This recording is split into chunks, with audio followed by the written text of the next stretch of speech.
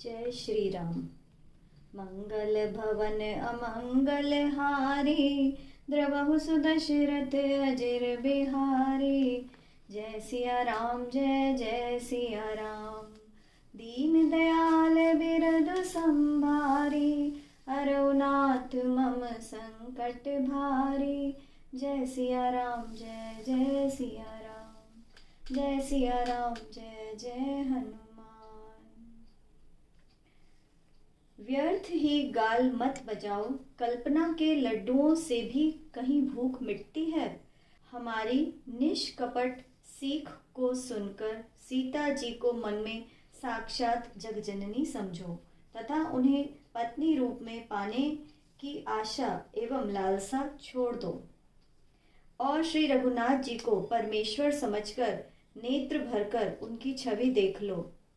सुंदर सुख देने वाले तथा सभी गुणों की राशि ये दोनों भाई शिवजी के हृदय में बसने वाले हैं। समीप आए हुए अमृत के समुद्र को छोड़कर तुम जानकी को पत्नी रूप में पाने की दुराशा देखकर क्यों मरते हो?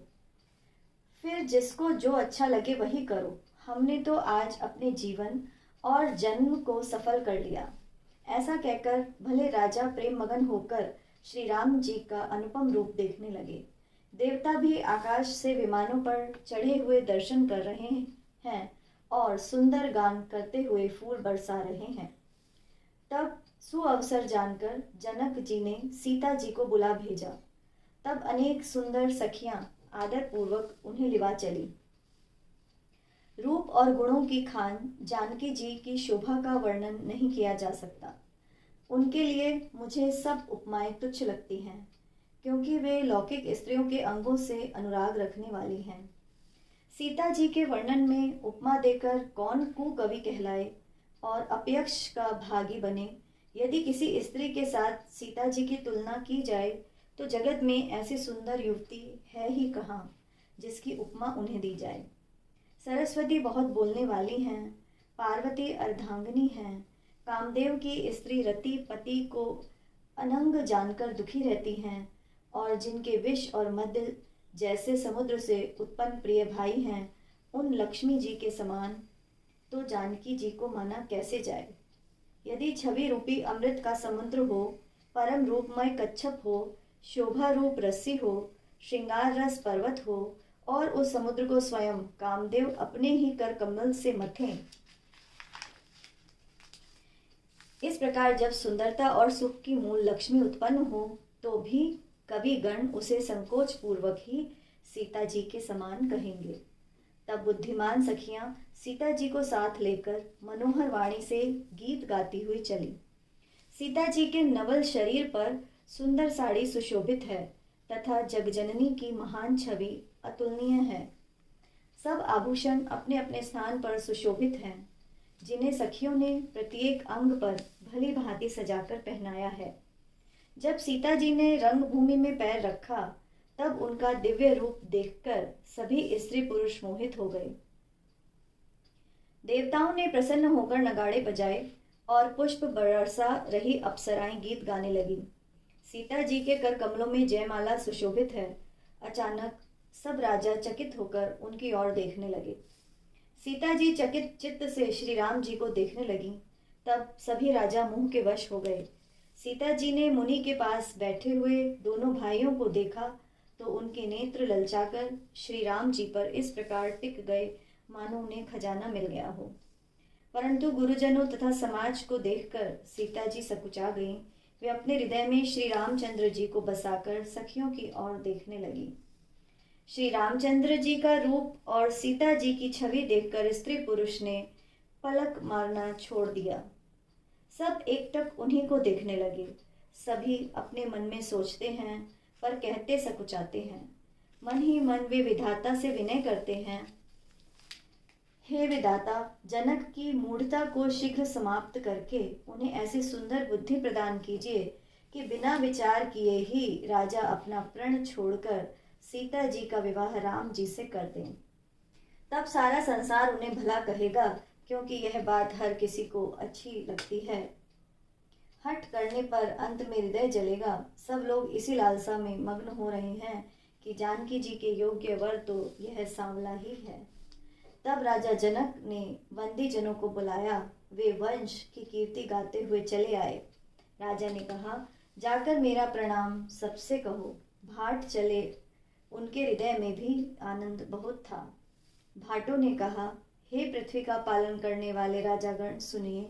हम अपनी भुजा उठाकर महाराज जनक का विशाल महान प्रण कहते हैं।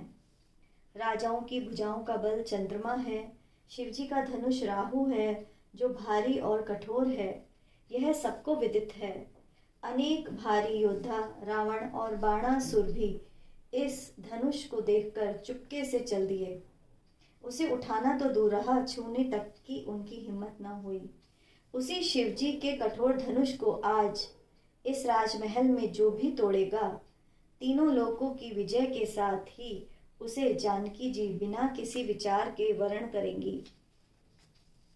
प्रण सुनकर सब राजा ललचा उठे। जो वीर अभिमानी थे वे अपने मन में अति क्रोधित हुए, कमर कसकर अकुलाकर उठे और अपने इष्ट देवों को सिर नवाकर चले।